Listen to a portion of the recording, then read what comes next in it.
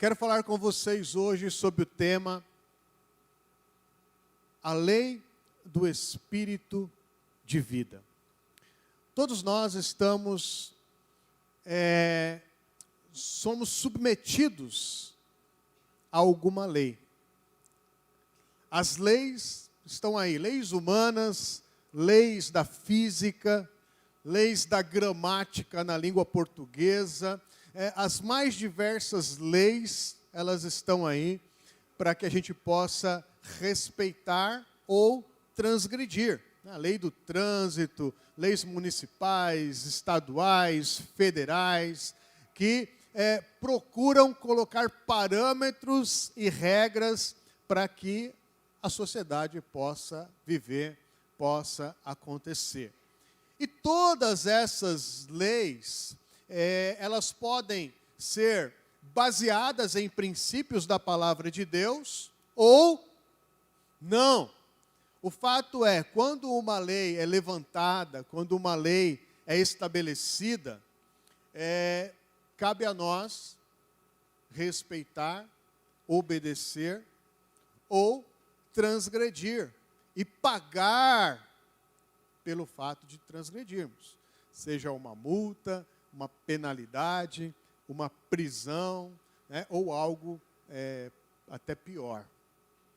Até nas comunidades, nos bairros, no mundo do crime, dentro das igrejas, existem leis que são colocadas, que são estabelecidas, que podem ser obedecidas ou transgredidas.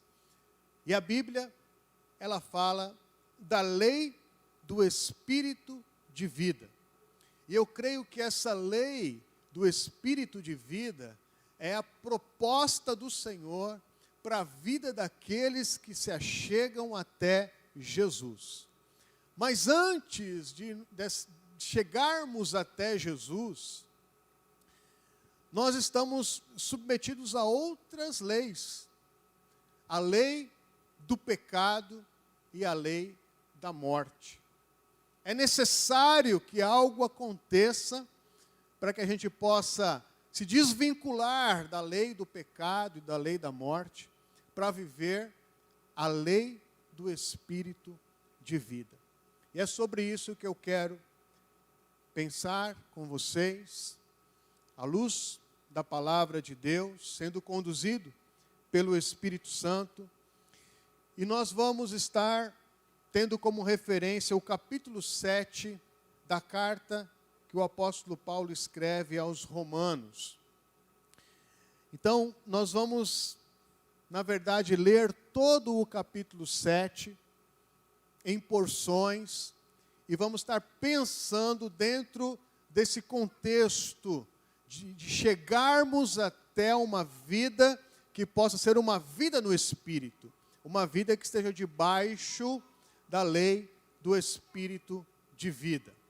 Então acompanhe comigo aí, Romanos, capítulo 7, a partir do primeiro verso.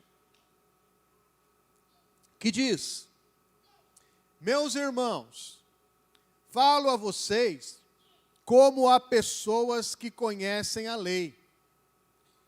Acaso vocês não sabem que a lei tem autoridade sobre alguém apenas enquanto ele vive? Então a lei só tem autoridade sobre alguém enquanto ele vive. Por exemplo, pela lei, a mulher casada está ligada a seu marido enquanto ele estiver vivo. Mas, se o marido morrer, ela estará livre da lei do casamento. Por isso, se ela se casar com outro homem enquanto seu marido ainda estiver vivo, será considerada adúltera. Mas se o marido morrer, ela estará livre daquela lei. E mesmo que venha a se casar com outro homem, não será adúltera. Então aqui Paulo, ele vai trazer um pensamento dos mais complicados das suas cartas, do Novo Testamento, e ele introduz esse pensamento a respeito da lei, tomando emprestado a figura do casamento, conforme a sua cosmovisão, como ele enxergava o casamento bíblico do seu tempo, da sua época. E que se eu creio, irmãos, eu creio que se o Espírito Santo permitiu que esse pensamento estivesse registrado no Novo Testamento, eu creio que nada mudou. E esse é o pensamento original da palavra de Deus a respeito do casamento. Ele está dizendo assim, olha, a lei, ela só é válida enquanto houver vida. E ela só pode ser quebrada a partir do momento que não há mais vida. Alguém só pode responder por aquela lei quando está vivo. Depois que morreu, já não há mais como responder por aquela lei. E aí ele usa o casamento. Ele fala, enquanto o homem, o marido e a mulher, a esposa, estiverem vivos dentro de uma aliança, dentro de uma lei do casamento, ele chama lei do casamento como uma ordenança, como algo consagrado. A visão é essa, é algo que não pode ser quebrado, é uma aliança e não um contrato. Então, enquanto o homem e a mulher estiverem dentro desta aliança, eles vão ter que manter esta aliança, eles respondem por essa aliança. Se porventura eles se separarem e algum deles casar com outro, está cometendo adultério, está misturando uma aliança com outra nova aliança. E ele diz, a partir do momento que um dos cônjuges morre, a aliança foi rompida. E agora, a pessoa que está viva está livre para instituir uma nova aliança, um novo compromisso, uma nova lei do casamento, do matrimônio, sem ser considerada adúltera. É isso aqui que ele está falando. É por isso que quando, baseado nesse texto aqui, quando um casal vem para o pastor e fala, pastor, nós queremos nos divorciar, nós queremos nos separar, nós não vamos manter mais a aliança do casamento. O pastor pode dizer, muito bem, você quer que eu oro por você ou pela sua esposa? Qual dos dois você quer que morre? É você que quer morrer ou é a sua esposa que quer morrer? Porque segundo a Bíblia, essa é a solução para que você possa partir para um novo casamento. É um princípio que está dentro da palavra de Deus. E muitas vezes, irmãos, uma sociedade moderna, ela quer instituir novas leis. E essas novas leis é para amenizar, aparentemente, resolver problemas sociais modernos. Clamores sociais modernos. Como, por exemplo, a lei do divórcio. A sociedade tem um clamor, uma necessidade, e aí elegem os seus representantes, e os seus representantes vão lá, escrevem leis para poder resolver os problemas da sociedade. Foi assim que surgiu a lei do divórcio nos anos 70. Para resolver um problema social. E aí aquilo que na mente da sociedade até então era um sacramento de Deus, uma aliança perpétua enquanto houver vida, passou a ser um contrato. Algo que pode ser rasgado a qualquer momento. Deixou de ser uma aliança para ser um contrato. Mas a palavra de Deus, ela continua ativa. Será que a sabedoria humana da sociedade atual tem condições de estabelecer algumas leis que dão um Pelé, dá um drible nos princípios da palavra de Deus, e que isso vai resolver o problema da sociedade, basta olhar as famílias dos anos 70 até agora, com essa possibilidade do rompimento do contrato, o que tem se transformado a nossa sociedade. Basta olhar, basta perguntar para os filhos dessas gerações que tiveram, seus pais romperam a aliança do matrimônio, o quanto eles sofreram, quantas mágoas, quantas dificuldades têm que enfrentar por causa desse drible, dessa solução humana, que parecia ser fácil naquele momento, mas que tem destruído a família como aliança. Então, Deus aqui, eu vejo aqui, quero transmitir isso para vocês, porque aqui ele está falando sobre princípios espirituais. Que se não houver morte, não é possível nós estabelecermos uma nova aliança. Se não houver a morte do pacto atual, da aliança atual, eu não posso estabelecer um novo pacto, uma nova aliança. E aqui, abrindo parênteses, irmãos,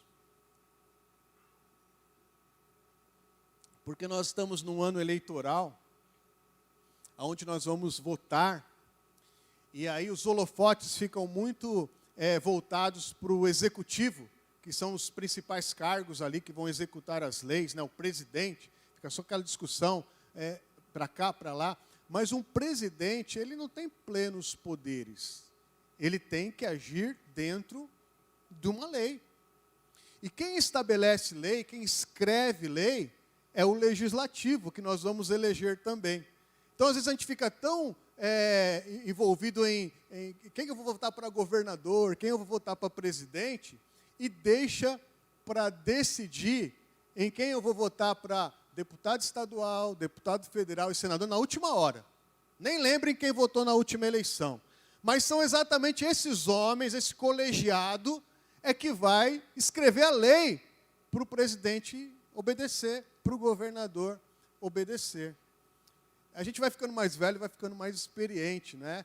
E, por exemplo, as pessoas que eu votei há 4 anos atrás, eu não vou votar de novo, porque não honraram o meu voto. Então, é muito importante a gente entender isso, começar a pensar a respeito disso. Porque alguém um dia disse que quando as leis de um país, elas estão contrárias ou distante da palavra de Deus, significa que aquele país, que aquela nação está longe de Deus, está distante de Deus. Então, não importa o número de católicos, o número de evangélicos, se as leis do país estão transgredindo os princípios da palavra de Deus.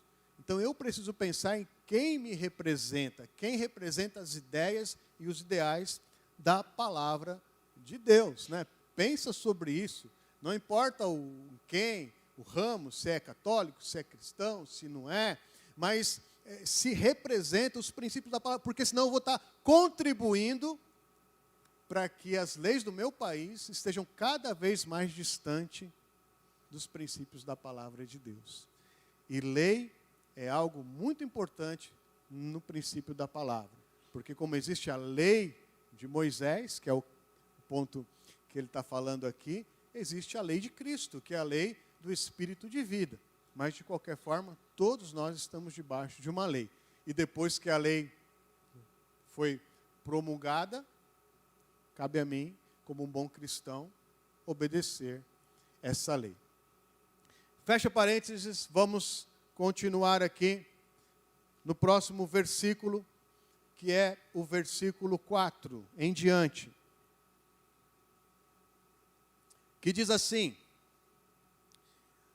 assim, meus irmãos, vocês também morreram para a lei, por meio do corpo de Cristo, para pertencerem a outro, àquele que ressuscitou dos mortos, a fim de que venhamos a dar fruto para Deus. Pois, quando éramos controlados pela carne, as paixões pecaminosas despertadas pela lei atuavam em nossos corpos, de forma que dávamos fruto para a morte. Mas agora, morrendo para aquilo que antes nos prendia, fomos libertados da lei, para que sirvamos conforme o novo modo do Espírito, e não segundo a velha forma da lei escrita. Irmãos, nós sabemos que Jesus Cristo, a sua entrega na cruz, a sua morte de cruz e ressurreição, ela resolveu a questão do pecado. Então, na cruz do Calvário, Jesus, a gente pode resumir aqui, resolve a questão do pecado para a humanidade. Agora, segundo esse texto, a humanidade, o ser humano, o homem, a mulher, eu e você, nós precisamos ter uma atitude para poder nos apropriar daquilo que Cristo já conquistou na cruz do Calvário. Ele está dizendo assim, ó, Cristo morreu, Ele resolveu o problema e as exigências da lei. Ele é o noivo que abriu uma possibilidade de um casamento com a sua igreja quando Ele entregou-se a si mesmo na cruz do Calvário. Cabe a nós nos transformar nesta igreja, nessa noiva, para podermos estar habilitados ao casamento nas bodas do Cordeiro. Em resumo, esse texto está dizendo isso. Ou seja, é necessário que aquele que se achegue até Cristo passe por um processo de morte também. Olha o que diz o início aqui do versículo 4. Assim, meus irmãos, vocês também morreram para a lei. Nós vamos entender que essa lei aponta para o pecado. Veja o que diz o verso 6 também. Mas agora, morrendo para aquilo que antes nos prendia. Está falando aqui de um processo de morte. Então eu e você, para de fato nos habilitarmos para esse novo compromisso, essa nova aliança, esse novo casamento espiritual com Cristo, a gente precisa morrer para o velho casamento.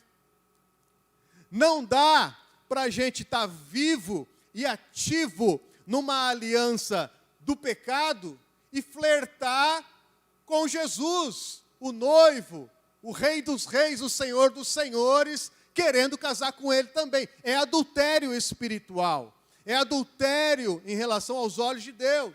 Não dá para eu ficar titubeando entre dois relacionamentos de aliança. Ou eu sou aliançado com o pecado que gera a morte, ou eu sou aliançado com Jesus Cristo pelo Espírito de vida.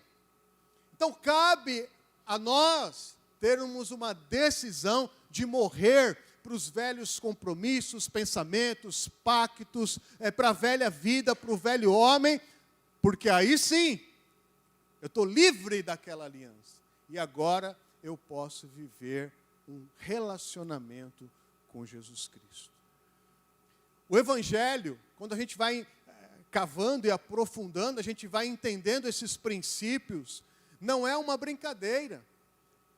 Talvez muitos ainda estão titubeando entre dois reinos, entre dois mundos, entre duas alianças, querendo flertar com Cristo. Nós vamos ver isso aqui, porque entende que é a melhor solução, mas de vez em quando dando uma escapadinha, adulterando com a aliança antiga, a aliança do velho homem, a aliança do pecado. Você está entendendo, irmãos?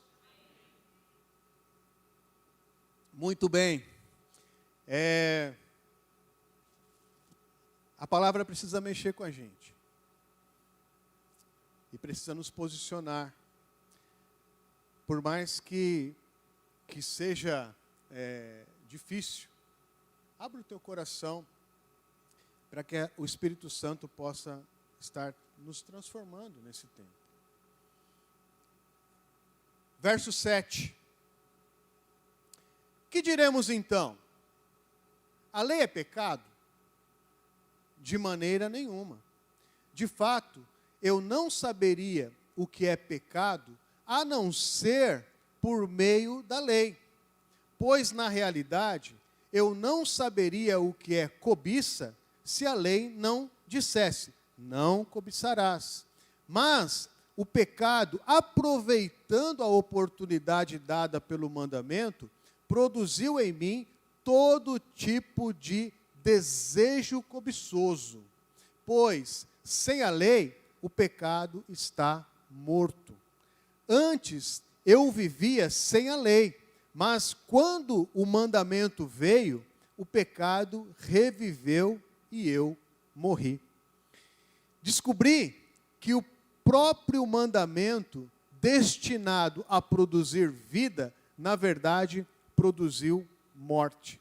Pois o pecado, aproveitando a oportunidade dada pelo mandamento, enganou-me e por meio do mandamento me matou. Nós lemos até o 11. Deu um nó aí na cabeça? Esse texto é complicado. Algumas porções aqui são bem complicadas, mas por isso que eu frisei bem a questão do casamento, a questão da lei. Porque sem a lei de Moisés, ou sem as leis estabelecidas, sem a lei cristã, a lei moral, a lei de princípios e valores da palavra de Deus, dificilmente nós saberíamos aquilo que é errado. A gente não teria noção daquilo que é errado.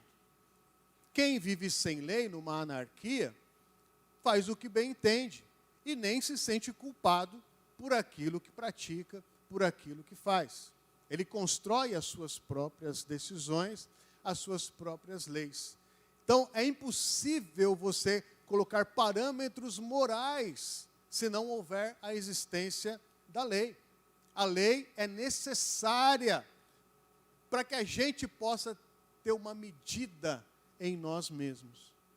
E quando o texto fala sobre cobiça, é maravilhoso isso, porque cobiça é genérico. Porque talvez alguns tenham dificuldade em uma área, dificuldade em outra área, porque nós somos muito diferentes, né? Homens têm dificuldade numa área, mulher tem dificuldade em outra área. Mas tudo se resume à cobiça. E aí eu estava pensando, como exemplificar isso? E aí eu pensei numa criança.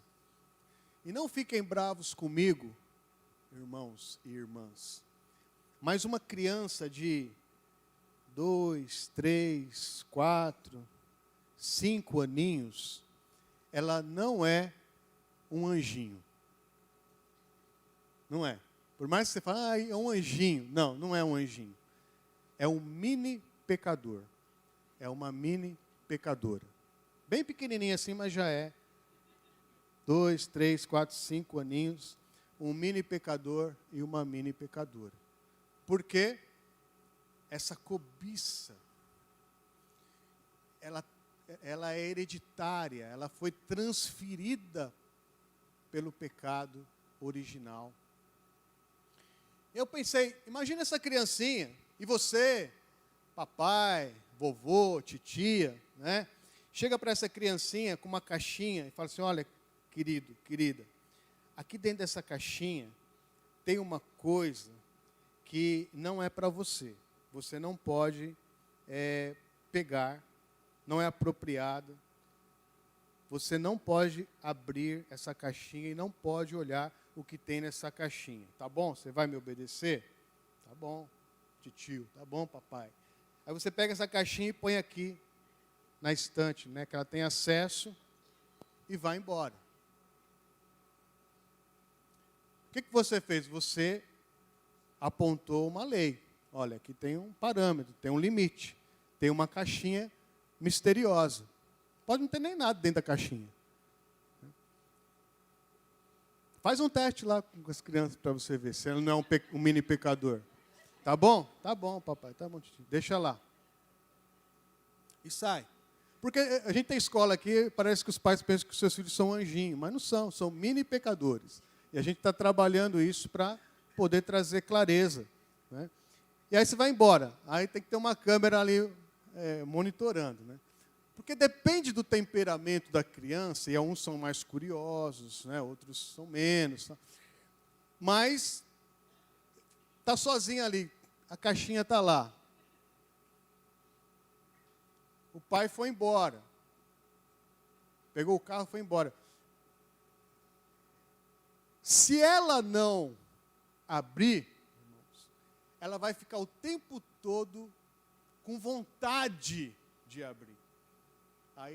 Aí vem aquilo que Jesus falou, né?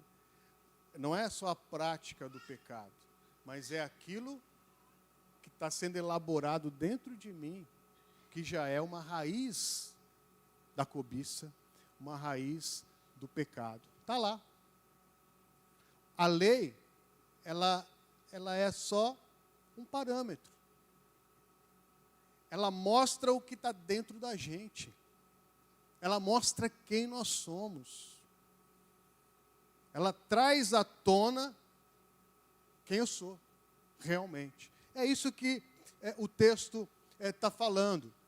Se a gente relacionar com o pecado original, foi isso, né?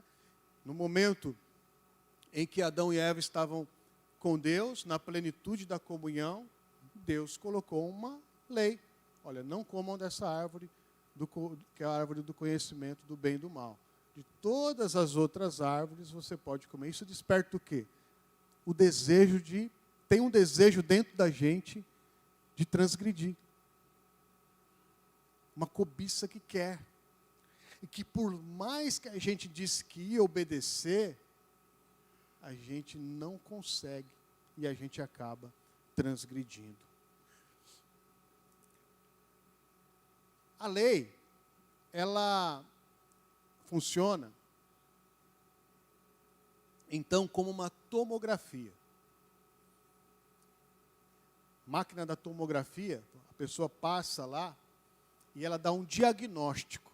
Tem um tumor aqui, maligno, e esse tumor, ele vai causar morte, se não for tratado. A lei só serve como parâmetro para mostrar que há um problema lá dentro, e que se esse problema não for tratado, vai causar morte espiritual. Ela serve para isso. Ela não é suficiente para gerar a cirurgia e gerar a salvação daquela vida. Vamos continuar. Verso 12. De fato, a lei é santa, e o mandamento é santo, justo e bom. E então, o que é bom se tornou em morte para mim? De maneira nenhuma. Mas para que o pecado se mostrasse como pecado, ele produziu morte em mim, por meio do que era bom, de modo que, por meio do mandamento, ele se manifestasse extremamente pecaminoso. Sabemos que a lei é espiritual. Eu, contudo, não o sou, pois fui vendido como escravo ao pecado. Então ele fala de um vínculo, de uma escravidão, de uma aliança, de um casamento com o pecado. Está lá. Por mais que a pessoa possa negar, está lá. E se a gente não colocar parâmetros e leis espirituais, bíblicas, princípios e valores, fechar os olhos para essas coisas, vai continuar lá, não vai sair de lá. E vai levar à morte, porque aquele que pecar, morreu. E todos pecaram, estão destituídos da glória de Deus. A alma que pecar, ela vai pagar, não tem jeito. Então a lei, ela denuncia algo que está dentro do ser humano. É necessário para que a gente possa entender, eu tenho um problema, eu tenho uma aliança lá dentro, está casado comigo, e eu não consigo resolver esta questão. É esse conflito que o apóstolo Paulo fala aqui. Alguns pensam que ele estava falando de uma experiência pessoal dele daquele momento. Outros estavam dizendo que assim, como ele estivesse se colocando naquela questão, para que a gente pudesse entender como funciona aqui dentro. Como uma pergunta retórica, ele faz a pergunta para que ele possa trazer uma resposta. E ele traz essa experiência mais para a primeira pessoa ainda, que é o verso 15. Ele fala assim: não entendo o que faço, pois não faço o que desejo, mas o que odeio. E se faço o que não desejo, admito que a lei é boa. Neste caso, não sou mais eu quem o faz, mas o pecado que habita em mim. Esse casamento. Sei que nada de bom habita em mim, isto é, em minha carne, porque tenho o desejo de fazer o que é bom, mas não consigo realizá-lo, pois o que faço não é o bem que desejo, mas o mal que não quero fazer. Esse eu continuo fazendo. Olha o conflito.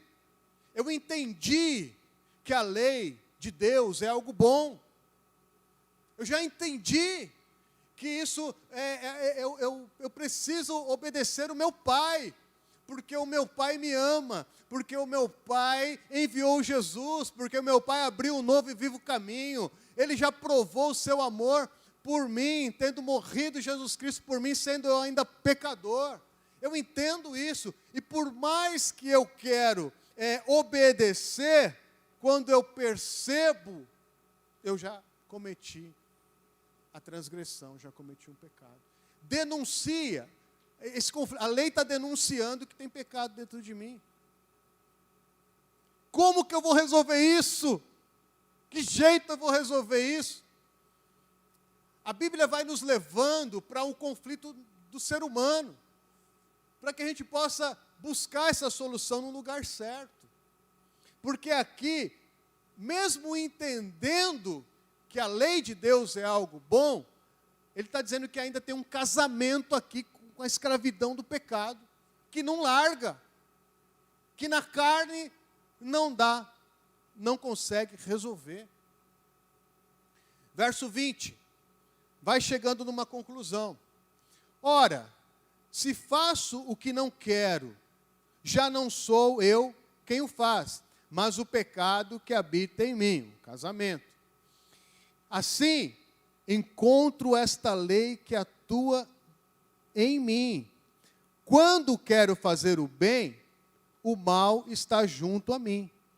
Pois no íntimo do meu ser, tenho prazer na lei de Deus, mas vejo outra lei atuando nos membros do meu corpo, guerreando contra a lei da minha mente, tornando-me prisioneiro da lei do pecado que atua em meus membros. Que situação! Que situação aqui! A mente entende, mas tem uma vontade lá dentro que teimosamente briga, guerreia contra a vontade da mente.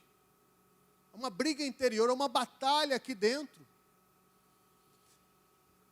É impossível conviver com isso e, de fato, viver uma vida no Espírito.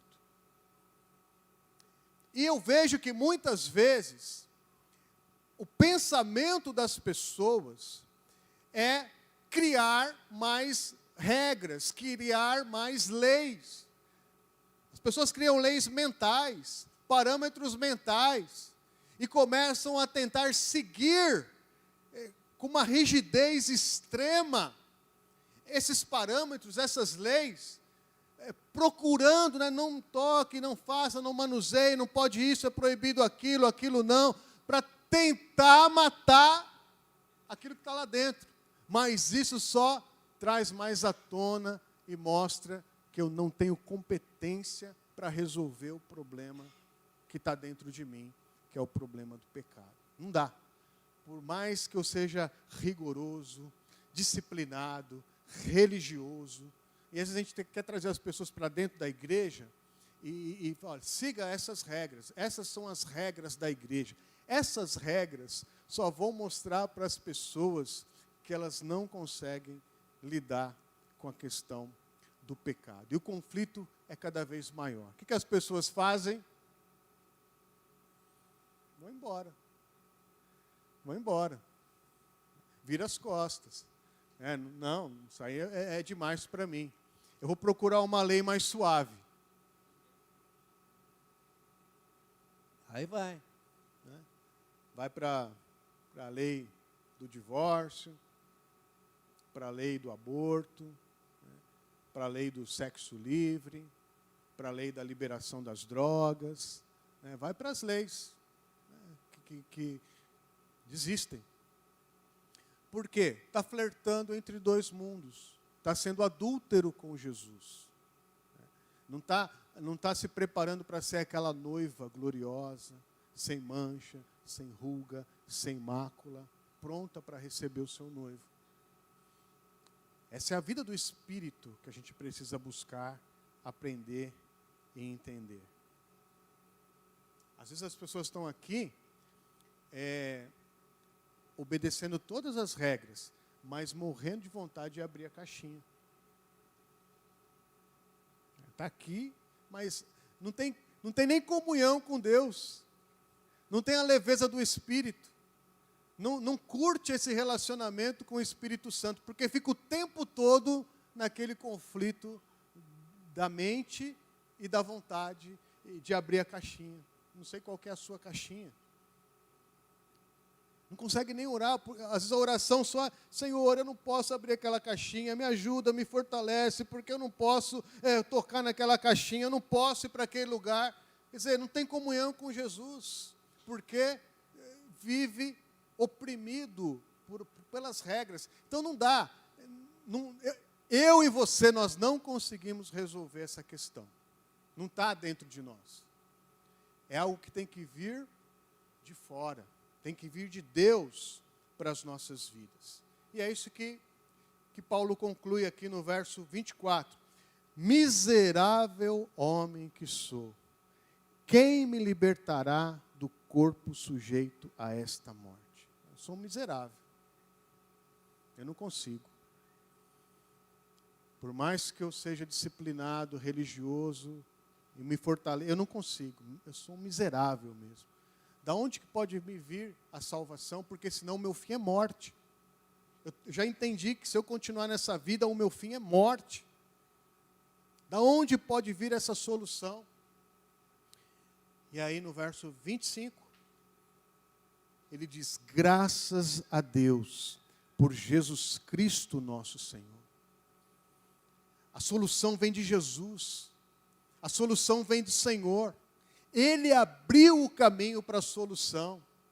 Ele é aquele noivo que não olha o tempo da transgressão, da prostituição, do adultério, da sujeira, mas ele dá uma oportunidade, fala, eu abri um novo e vivo caminho. Basta você morrer para esses velhos pactos, morrer para essa velha vida, morrer para esse velho homem. Jesus já abriu esta condição para que a gente possa viver a vida no Espírito. E aí no começo do capítulo, no capítulo 8, no início, ele começa a falar a proposta dessa vida no Espírito. Ele começa a traçar aqui o que é de fato viver no Espírito. Porque Jesus, ele não só traz a lei de Cristo, a lei do Espírito de vida, ela não só é a tomografia que traz o diagnóstico, mas ela é a cirurgia que coloca a mão naquilo que está matando e arranca. É isso que é o Evangelho. Então, nós precisamos chegar nesse ponto, todos nós um dia, miserável homem que sou. Eu não consigo resolver essa equação. Eu sou totalmente dependente da graça de Jesus Cristo operando na minha vida. E o que é o batismo, irmão, se não isso? Eu estou descendo as águas, eu estou morrendo para o velho homem, para o pacto da escravidão, do pecado e da morte, para os velhos pensamentos, para as velhas crenças, para as velhas práticas, para que eu possa reviver e renascer agora numa nova vida, livre, para ter um relacionamento com Cristo. E é esse relacionamento que ele começa a registrar aqui no verso 1 do capítulo 8. Portanto, agora já não há condenação para os que estão em Cristo Jesus, porque por meio de Cristo Jesus, a lei do Espírito de vida me libertou da lei do pecado e da lei da morte, porque aquilo que a lei fora incapaz de fazer por estar enfraquecida pela carne, Deus o fez, enviando o seu próprio Filho, à semelhança do homem pecador, como oferta pelo pecado, e assim condenou o pecado na carne, a fim de que as justas exigências da lei fossem plenamente satisfeitas em nós, que não vivemos segundo a carne, mas segundo o Espírito. Graças a Deus que agora não há mais condenação, é nova vida, eu morri para aquela vida velha, e agora eu tenho uma nova vida para poder relacionar com Jesus Cristo, que abriu essa possibilidade. Ele pagou o preço de toda essa acusação. Na verdade, irmãos, dentro da analogia da caixinha e da criança, eu sou aquela criança, mas o pai, eu tenho que entender que o pai, ele não vai embora. O pai, ele está comigo 24 horas por dia, 7 dias por semana. Ele me ampara, ele fala comigo, ele me abraça. A presença do pai é tão poderosa junto comigo, que eu até esqueço que tem uma caixinha lá, que ele falou que eu não podia abrir, que eu não podia tocar. Aquilo passa a estar muito distante da minha vida, porque agora eu tenho uma vida no Espírito, eu tenho uma vida com o Senhor. Não precisa de regra para ter essa vida. Eu entendo que o Senhor está comigo todos os dias da minha vida, até a consumação dos séculos. Eu creio que Ele está em mim, que eu estou nele, que Ele é o meu respirar, o meu pensar, a minha forma de projetar, de programar, de agir, de reagir, de viver. É a vida plena no Espírito. Para que regra, se o Pai está comigo, está me abraçando, está me conduzindo, e eu estou convivendo com Ele? A vida proposta pelo Senhor não é essa batalha constante. Às vezes tem muito evangelho por aí colocando não tem jeito. Se não for Cristo Jesus, ninguém vence essa batalha. A pessoa vem na igreja e fica o tempo todo, não tem comunhão com o Espírito. Ela fica lutando contra essas garras que estão prendendo. Já passou do meu horário. Quais são? O que está te prendendo? Qual é a caixinha que você não abre, mas morre de vontade de abrir? Como é que está o seu relacionamento na vida do Espírito? Será que quando alguém fala, não, tem que ler a Bíblia, tem que orar, tem que jejuar, tudo isso é o que para você? Se não for um relacionamento de vida de Espírito, irmãos, você está preso numa religião. Você está preso numa regra humana. Você está fazendo força para ser alguma coisa que você ainda não é. A proposta aqui é morrer. Morrer para o pecado, para poder ter liberdade de vida no Espírito com o Senhor. Quero convidar você a ficar em pé no seu lugar. Quero convidar os irmãos que vão aqui ainda nos preparar para aplicar essa palavra com um cântico. Mas, para que você não se distraia, peço que você feche os seus olhos. Que a gente possa apagar as luzes. E assim, de olhos fechados, eu quero te preparar. Eu creio que o Espírito Santo está tratando com a minha vida, com a sua vida essa manhã, esse dia, esse domingo. Você que está aqui, você que está conectado. Creia isso comigo.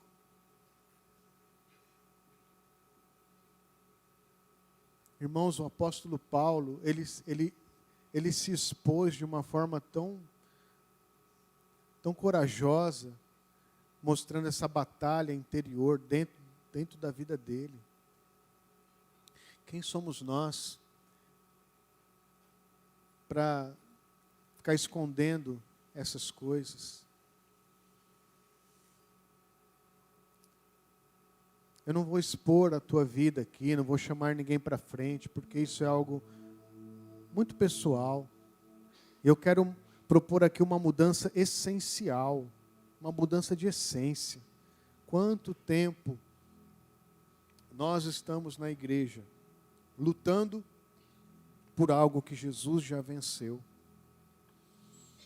Quanto tempo nós estamos sofrendo esses conflitos, procurando de um lado agradar Jesus, mas do outro agradar a nossa carne, flertando entre dois amores, o amor à carne, ao pecado, e o amor a Jesus e ao Espírito Santo. A proposta é abrir mão, morrer, de fato, para valer. E a proposta é vida no Espírito. Que a lei do Espírito de vida possa te alcançar essa manhã. Que a lei do Espírito de vida possa te conduzir a cada dia. Que a lei do Espírito de vida possa falar mais alto na tua mente, no teu coração, na tua vontade.